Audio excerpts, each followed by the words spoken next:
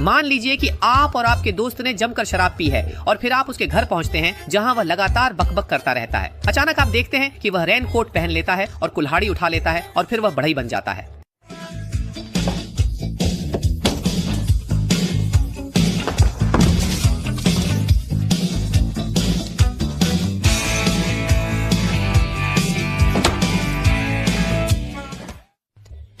हर कोई माइक्रोफोन लेकर अजीबोगरीब कहानियों की शूटिंग करता है। ये इंसान की डीएनए में बसी हुई एक रुचि है। तरह तरह की मानसिक बीमारियां हमेशा से ही स्क्रीन की पसंदीदा रही हैं। आपने मानसिक बीमारी पर आधारित कौन कौन सी फिल्में देखी हैं? आज मैं आपको एक ऐसी फिल्म दिखाने जा रहा हूँ जिसे देखने के बाद आप खुद को मानसिक रूप से ताज़ा महसूस करेंगे। American psycho. फिल्म का नाम सुनकर ही पता चल जाता है कि यह कितनी सनकी है। इस फिल्म के बहुत सारे बारीक और बिखरे हुए डिटेल्स हैं, इसीलिए यह संक्षिप्त व्याख्या के लिए उपयुक्त नहीं है। जिन्होंने यह फिल्म नहीं देखी है उनके लिए पहले मैं इसकी कहानी जल्दी से बता देता हूँ, फिर हम डिटेल्स पर चर्चा करेंगे। जो लोग इस फिल्म से पहले से परिचित हैं वे सीधे 13वें मिनट पर जा सकते हैं।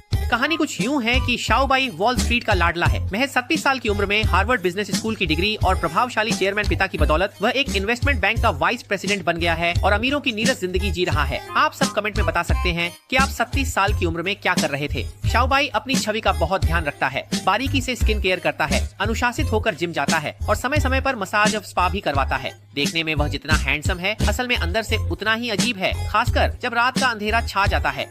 उसके मन में हत्या पैदा होने लगती है। शाओबाई का काम और सामाजिक जीवन नीरस है। अक्सर तय करना होता है कि किसके साथ कहाँ खाना है, किसी की फैशन पर सलाह देनी है। उसकी मंगेतर शादी की योजना बनाना चाहती है, लेकिन शाओबाई कहता है कि वह अपने काम में व्यस्त है और शादी का समय नहीं है। उसकी मंगेतर हैरान, तुम्हारी कंपनी तो पिता की है, तो छोड़ क्यों नहीं देते?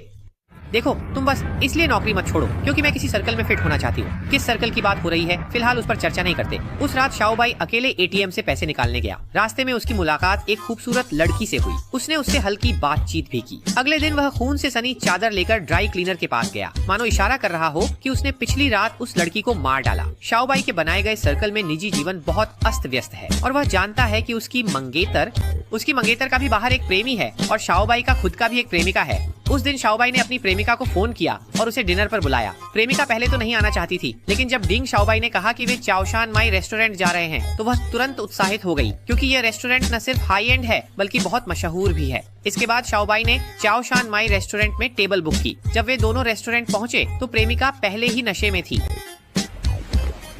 यह डोरोथिया है? हाँ प्रिय कोर्टनी, तुम पीनट बटर सूप लेने वाली हो? अरे, शाओबाई को चाओशान माई रेस्टोरेंट में टेबल नहीं मिली, इसलिए उसने किसी दूसरी मामूली जगह को चुना और दिखावा कर दिया। आप पूछेंगे इस तरह लोगों को बेवकूफ बनाने का क्या मतलब? बस इज्जत का सवाल है। देखिए, अगले दिन जब सब लोग मिले तो प्रेमिका का मंगेतर जय जी खास तौर पर आकर शाओबाई का धन्यवाद भी करने लगा। कोर्टनी का इतना ध्यान रखने के लिए धन्यवाद।